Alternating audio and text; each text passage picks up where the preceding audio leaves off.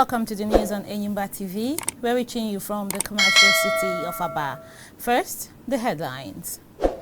Governor Otti flags off Ohafia-Arochukwu Road as Senator Orji Kalu disagrees over length flagged off. Subscribers get September 14 final deadline for NIN to SIM linkage. President Tinubu to represent whistleblower policy bill to National Assembly. Thanks for joining us on the news at this time. My name is Esther Chima. Now the news in detail. Abia State Governor Dr. Alex Otti has flagged off the reconstruction of the Ohafia-Arochukwu Road, a crucial artery connecting several communities and towns in the region. The event was well attended and took place at the Ohafia end of the road. The governor stated that the contract has broken the jinx on the road, initially built by Dr. Michael Okpara's administration. He added that the state obtained permission from the federal government before embarking on the project, which is expected to be completed within 18 months. Meanwhile, the senator representing Abia North Senatorial District, Orji, has disputed claims by Governor Otti, stating that the federal government had rehabilitated the Arochukwu Road up to Umuchakuma in Arochukwu local government area, leaving about 14.5 kilometers remaining. A statement from the media office of the lawmaker, signed by Judge Maduka, noted that Dr. Ikoku of the PTF and his personal assistant, Mr. Ocha Achinovo, were instrumental in the construction of the road during their days in the Petroleum Trust Fund, not Dr. Michael Okpara, as credited to Governor Otti during the flag-off. Senator Kalu said that funds were released for the construction of the road under former President Muhammadu Buhari through his efforts and that of Honorable Uko Nkole, the former member representing Arochukwu and Ohafia Federal Constituency. He added that the clarification is necessary so that when refunds are applied for, both the federal government and the Nigerian Senate will not have issues reconciling their figures. At least one person was feared dead in Umuahia, the Abia State capital, after an articulated vehicle, popularly known as a trailer, lost control and crashed into a crowd displaying wares on the roadside. The fatal accident, which occurred at Aheke Junction along Ikotekpene Road, also led to the destruction of property. Despite the efforts of the trailer driver, who was conveying bamboo sticks to avoid casualties, the vehicle struck a keke, that is tricycle, and dragged its driver under it. A young man on a motorbike was also hit and dragged under the lorry, resulting in severe injuries. The crowd, who witnessed the driver's efforts to prevent further damage, protected him from an angry mob and escorted him to the Enyimba police station. President Bola Tinubu is set to present the whistleblowing bill to the National Assembly as his administration intensifies efforts against corruption and financial fraud in the country. Minister of Finance and Coordinating Minister for the Economy, Wale Edun, disclosed this at a sensitization workshop on the whistleblowing policy in Abuja. According to Edun, the Tinubu administration is determined to encourage well-meaning Nigerians to join the fight against corruption by reporting financial malpractices to the authorities. Recoveries made through the policy between 2017 and 2023 amounted to 83 billion naira. The meeting between the federal government and the Academic Staff Union of Universities, ASUU, ended with both parties describing it as fruitful. Minister of Education, Professor Tahir Maman, said the ASUU leadership would communicate the decisions reached to its members and return with feedback on the next adjourned date. Additionally, the government is expected to act on some agreements reached during the meeting within a 2-week window. ASUU President Professor Emmanuel Asodeke refrained from discussing the issues or agreements, but described the meeting as fruitful. The meeting will reconvene on September 6 to review the progress made on the decisions reached. The Nigerian Labour Congress NLC has directed all its members nationwide to embark on a peaceful prayer procession on August 29, that is today.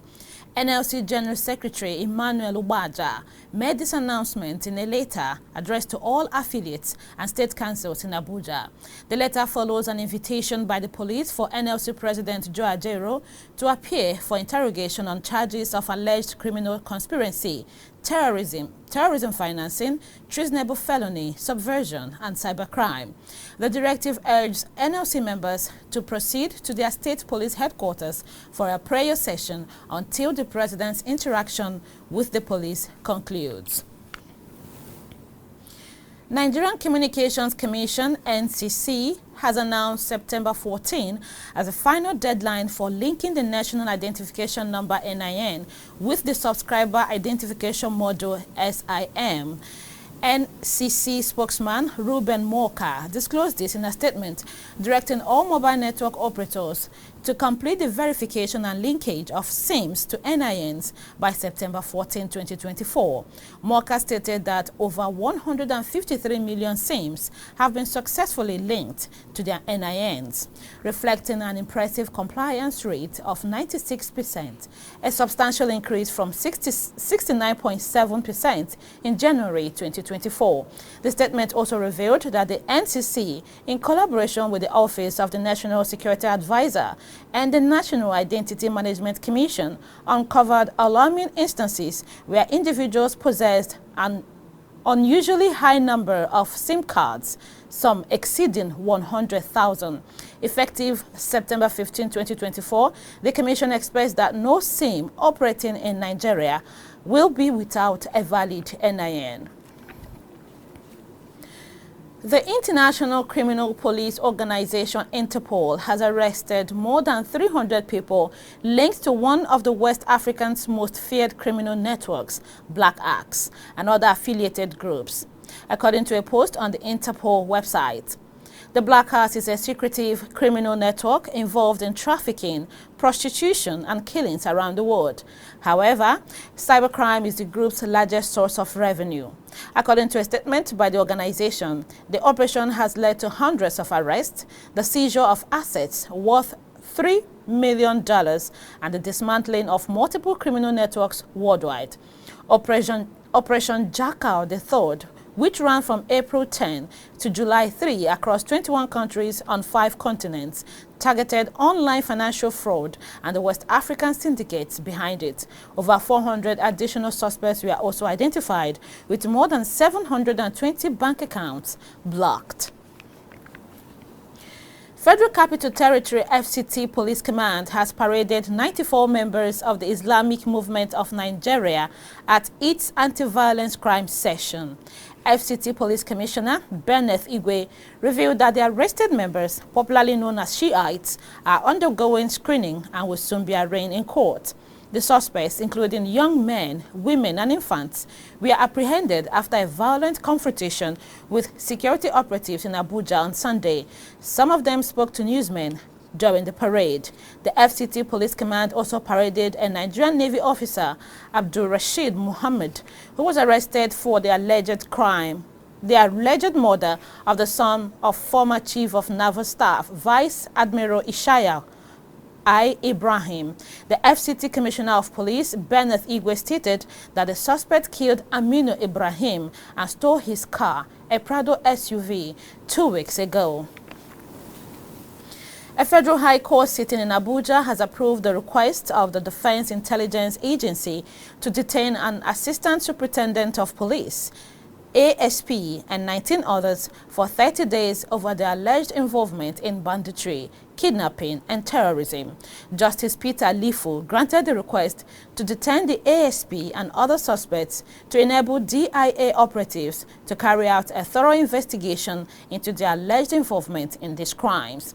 The serving police officer, arrested in June 2024 and in DIA custody since then, is alleged to have been assisting Boko Haram, bandits, and ISWAP members in carrying out terrorist activities in some parts of the country. Justice Peter Lifu issued the detention order while delivering a ruling on an ex parte application brought before the court by the DIA. 4 Nigerians have been jailed after forging more than 2,000 marriage certificates to help people live in the UK illegally. Abraham Alade Olarotimi Onifade, 41, Abayomi Aderinsoye Shodikbo, 38, Nosimat Mojishola Badamosi, 31, and Adekunle Kabir, 54, were sentenced at Warwick Crown Court in London.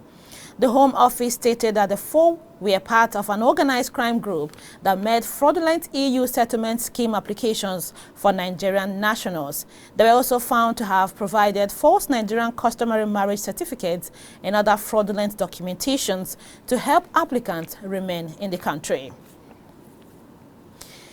You're watching Enyimba TV News. After the short break, the news continues with foreign, business, and sports updates. Please stay tuned. We'll be right back.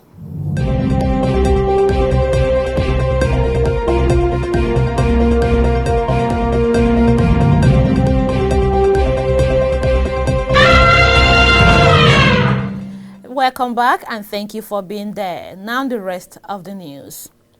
In a sweeping wave of protests across Canada, thousands of international students are taking a stand against recent immigration reforms that threaten their future in the country. Canada's Prime Minister Justin Trudeau has introduced a series of policy changes that could see approximately 70,000 foreign students, including Nigerians, facing deportation.